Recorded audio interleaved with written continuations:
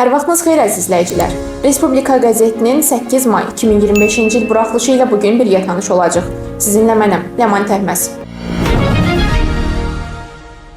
Bugün olan buraxılışımız 20 səhifədən ibarətdir. İlk səhifəmizdə Vyetnam Kommunist Partiyasının Mərkəzi Komitəsinin baş katibi To Lamın Azərbaycana dövlət səfəri ilə bağlı rəsmi qarşılanma mərasimi başlıqlı məlumat yer alıb. Azərbaycana dövlət səfərinə gələn Vyetnam Sosialist Respublikası Kommunist Partiyasının Mərkəzi Komitəsinin baş katibi To Lamın mayın 7-sində rəsmi qarşılanma mərasimi olub. Hər iki ölkənin dövlət bayraqlarının dalğalandığı meydanda ali qonağın şərəfinə fəxri qarovul dəstəsi düzülmüşdü.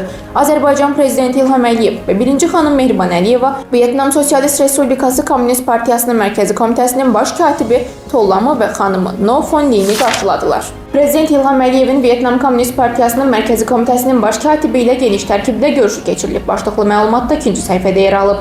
Mayın 7-sində Azərbaycan Respublikasının Prezidenti İlham Əliyevin Vyetnam Sosialist Respublikası Kommunist Partiyasının Mərkəzi Komitəsinin baş katibi To Lam ilə geniş tərkibdə görüşü olub. Üçüncü səhifədə isə Azərbaycanın və Vyetnamın dövlət başçıları mətbuata bəyanatlarla çıxış ediblər başlığı ilə məlumat öz əksini tapıb. Mayın 7-sində Azərbaycan Respublikasının Prezidenti İlham Əliyev və Vyetnam Sosialist Respublikası Kommunist Partiyasının Mərkəzi Komitəsinin baş katibi To Lam mətbuata bəyanatlarla çıxış ediblər. Əvvəlcə dövlətimizin başçısı bəyanatla çıxış edib. Ətraflı tanış olmaq üçün söz gedən səhifəyə baxa bilərsiniz. Qəzetimizin 4-cü səhifəsində Vyetnam Kommunist Partiyasının Mərkəzi Komitəsinin baş katibi To Lamın Azərbaycana dövlət səfəri ilə bağlı vurğulanmış başlıqları sizə təqdim edirik. Vyetnam rəsm əsərlərinin sərgisi ilə tanışlıq. Prezident İlham Əliyevin adından Vyetnam Kommunist Partiyasının Mərkəzi Komitəsinin baş katibinin şərəfinə dövlət ziyafəti verilib. Azərbaycanın 1-ci xanımı Mehriban Əliyevanın Vyetnam Kommunist Partiyasının Mərkəzi Komitəsinin baş katibinin xanımı ilə görüşü olub və Heydər Əliyev beynəlxalq aeroportunda qarşılanma. 5-ci səhifəmizdə Azərbaycan-Vyetnam əlaqələri nəsr olunub. Transregional münasibətlərdə geostrateji əməkdaşlıq tandemi başlıqlı məqalədə burada yer alıb. Azərbaycanın Vyetnamla əməkdaşlığı yalnız protokol təmasları ilə məhdudlaşmır. İki ölkə arasındakı əlaqələr gün keçdikcə daha da dərinləşir. Məhz bu mənzərə fonunda Prezident İlham Əliyevin mayın 6-sında Vyetnamın Vietnam News Agency Dövlət İnformasiya Agentliyinə verdiyi müsahibə də xüsusi önəm kəsb edir. Bu kontekstdə ölkəmizin Cənub-Şərqi Asiya ölkələrindən biri olan Vyetnamla münasibətləri xüsusi yer tutur deməkdir. Konstitusiya Məhkəməsində Ulu Öndər Heydər Əliyevin anadan olmasının 102-ci il dönümünə nəsr edilmiş konfrans. Bu məlumat 6-cı səhifəmizdə yer alıb. Mayın 7-sində Konstitusiya Məhkəməsində Azərbaycan xalqının ümumilli lideri Heydər Əliyevin anadan olmasının 102-ci il dönümünə həsr edilmiş Ulu Öndər Heydər Əliyevin müəllifi olduğu Azərbaycan Respublikasının Konstitusiyası, müasir hüquqi dövlətçiliyin təməli kimi mövzusunda elmi nəzəri konfrans keçirilib. Ulu Öndər Heydər Əliyevə həsr olunmuş Qüdrətli Azərbaycan mükəmməl siyasətin bəhrəsidir başlıqlı məqalədə 7-ci səhifəmizdə olduqca əhatəli bir şəkildə dərc edilib. Ulu Öndər Azərbaycana rəhbərlik etdiyi bütün dövrlərdə tarixi ənənə və soykökün təməl prinsipləri üzərində milli məfkurənin formalaşması və tərəqqisi naminə müstəsna xidmətlər göstərmiş, milli şuurun düzgün məcrada inkişafına nail olmuş, xalqa məxsus adət-ənənə və dəyərlər sistemini qloballaşmanın sərt təsirlərindən qorumuşdur. Sahibə Qafarova Birləşmiş Ərəb Əmirliklərinin prezidenti Şeyx Məhəmməd bin Zayed Al Nəhyanla görüşüb başlıqlı məlumatda 8-ci səhifədə öz əksini tapıb. Milli Məclisin sədri Sahibə Qafarova rəsmi səfəri çərçivəsində Birləşmiş Ərəb Əmirliklərinin prezidenti Şeyx Məhəmməd bin Zayed Al Nəhyan ilə görüşüb. Prezident Şeyx Məhəmməd bin Zayed Al Nəhyan bu səfərin parlamentlərimiz arasında əlaqələrin daha da genişləndirilməsinə töhfə verəcəyini inamını ifadə edib. Milli elmin və təhsilin hamisi başlıqlı Ulu Öndər Heydər Əliyevə həsr olunmuş yazı da 9-cu səhifədə öz əksini tapıb. Müstəqil Azərbaycan dövlətinin əsas ideyası Azərbaycançılıqdır deyib Ulu Öndər. Heydər Əliyevin uzaq görənliyi sayəsində təhsilin bütün istiqamətlərində böyük irəliləyişlərə nail olundu. Müdrik rəhbərin göstərişi ilə büdcədən təhsil üçün nəzərdə tutulan vəsaitin həcmi ildən ilə artırıldı. Təhsil müəssisələrinin maddi-texniki bazasının möhkəmləndirilməsi, şagirdlərə dəstəklərin pulsuz verilməsi, tədris prosesində informasiya-kommunikasiya texnologiyalarının geniş tətbiqi dövlət qayğısı sayəsində əldə edilmiş ən mühüm nailiyyətlərdən oldu. Dövlətçilik məfkurəsinin və xilaskarlıq missiyasının ulu zirvəsi başlıqlı məqalədə 10-cu səhifəmizdə yer alıb. Ümumilli liderin siyasi karyerasının yüksəlişi həm də xalqımızın möhtəşəm nailiyyəti idi. Çünki bu vəzifədə Heydər Əliyev bir Azərbaycanlı kimi öz xalqını ali zirvədə təmsil edirdi. Bu dövrdə SSR kimi böyük bir dövlətin mühüm iqtisadi və sosial sferalarını kurasiya edən Heydər Əliyev doğma vətəninə də yetərincə diqqət ayırırdı. 11-ci səhifəmizdəki məlumatların başlıqlarını diqqətinizə çatdırırıq. Milli Konstitusiyadan tam suverenlik zirvəsinə. Heydər Əliyev ideyaları ilə yeni qələbələri doğurur. Fədakar ömrün zirvəsi, müstəqilliyimizə bədləşdirən tarixi şəxsiyyət. Qəzetimizin 12-ci səhifəsində də Azərbaycan-İraq əlaqələri ilə bağlı xəbərlər yer alıb ki, bunların da başlıqlarını diqqətinizə çatdırırıq.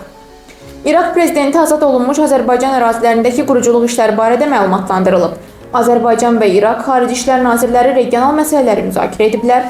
Azərbaycanın Xarici İşlər Naziri İraqın baş naziri ilə görüşüb. İraq Nümayəndələr Şurasının sədrinə Azərbaycanın mina təmizləmə və sülh səyləri barədə məlumat verilib. Azərbaycan-Vyetnam əlaqələri ilə davam edirik. 13-cü səhifəmizdə günün siyasi nəbzi rubrikasında tarixi mirasla müasir dinamizmin vəhdəti başlığı ilə məqalə yer alıb.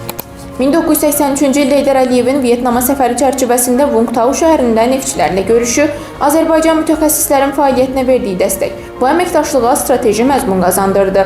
Bugün Vietsopetro'nun Vung Tau şəhərində baş ofisində şirkətin fəaliyyətinə və Vyetnamın neft-qaz sənayesinə dair muzeydəki eksponatlar arasında Ulu Öndərin bu şəhərə səfərinə, neftçilərlə görüşlərinə, həmçinin Azərbaycan mütəxəssislərinin Vyetnamdakı fəaliyyətinə dair şəkillərdə rast gəlmək mümkündür. 14-cü səhifəmizdə mədəniyyət incimiz Şuşa ilə bağlı məqalə öz əksini tapıb. Azərbaycanın incisi, təbiətin möcüzəsi, dönməz ruhun, şanlı qələbənin simvolu başlıqlı yazıda alt başlıqları sizə təqdim edirik. Şuşa çiçəklənir. Tarixin səsi. Qarabağ Fatehi. Hər daş, hər naxış Şuşaya yaraşıq verir. Ürək sözləri, zərb çırpıntıları. 15-ci səhifəmizdə də Şuşa şəhərinə həsr olunmuş yazılar öz əksini tapıb. Mübarizənin və zəfərin əbədi rəmzi. Şuşada yeni yaşayış komplekslərinin təməli qoyulub və onların tikintisi yüksək sürətlə və keyfiyyətlə davam etdirilir. Məsələn, bərpa işlərinin birinci mərhələsində 6 yaşayış məhəlləsindən ibarət ümumilikdə 2020 nəfərin rahat yaşaması üçün nəzərdə tutulan və 25 müasir binadan ibarət olacaq yeni yaşayış massivinin tikintisinə başlanılıb. Hindistanın təkəbbürünün tənəzzülü, Pakistanın prinsipal siyasətinin uğur başlıqlı məqalədə qeyd olunur. Əldə olunan məlumata əsasən, Hindistan artıq Birləşmiş Ərəb Əmirlikləri, Səudiyyə Ərəbistanı və Qətər kimi ölkələrin rəhbərliyinə diplomatik məktublar göndərərək vasitəçilik üçün yardım istəyib. Bu, Hindistan hökumətinin böyük güc görüntüsünün arxasında necə sarsıntı yaşadığını sübut edir. Sözün açığı, əgər bu ölkə özünü regional lider kimi təqdim edirsə, niyə Pakistanın cavabından sonra üçüncü tərəflərin köməyinə sığınır? Bu sualın cavabını öyrənmək üçün söz gedən yazımıza baxa bilərsiniz. Məkirli Qərb mediasına həsr olunmuş yazıda 17-ci səhifəmizdə öz əksini tapıb. Şərq bataqlığı qurudulur, Azadlıq Radiosu və Amerikanın səsi labüd sona doğru. Amerikanın səsinin durumu qarışıqdır. Belə ki, hakim Lambert aprelin 22-sində Amerikanın səsinin əməkdaşlarının işə bərpası üçün gərəkən bütün addımları atmaq əmri vermişdi. Mayın 2-sində yüzlərlə işçiyə mail göndərilib ki, onlar növbəti günlərdə işə qayıtsınlar. Lakin mayın 3-də isə məhkəmə heyəti Lambertin qərarına fasilə verib. Onun Amerikanın səsi işçilərinin işə qayıtmasına göstəriş verməyə yurisdiksiyasının olmadığını bildirib. ABŞ müdafiə çətrini bağlayır. Avropa İttifaqı öz sipərini qura biləcək sualının cavabı da 18-ci səhifədə verilib. NATO'nun yeni baş katibi Mark Rutte müdafiə xərcləri ilə bağlı iddialı planlar təklif edir. Reuters'in yaydığı məlumata görə Rutte alyans ölkələrinin ümumdaxili məhsullarının 2%-ni müdafiəyə ayırmaq öhdəliyini genişləndirərək bu rəqəmi 3,5%-ə çatdırmaq istəyir. 19-cu səhifəmizdə ötən günün maraqlı və əhəmiyyətli məlumatlar yer alıb ki, onların başlıqlarına birgə nəzər yetirək. UNEC-də 16-cı karyera yarmarkası. Deniz Kurdu 2-ci 2025 təlimi başlayıb. Azərgold Qapalı Səhmdar Cəmiyyətinin şəhid və müharibə yaralananların ailələri ilə bağlı növbəti sosial layihəsi. Bugünkü nömrəmizin son səhifəsi hava haqqında məlumatla yekunlaşır. Bugünlük sizə çatdıracaqlarımız bu qədər idi. Daha çox məlumat almaq üçünsə qəzetimizi izləməyi unutmayın.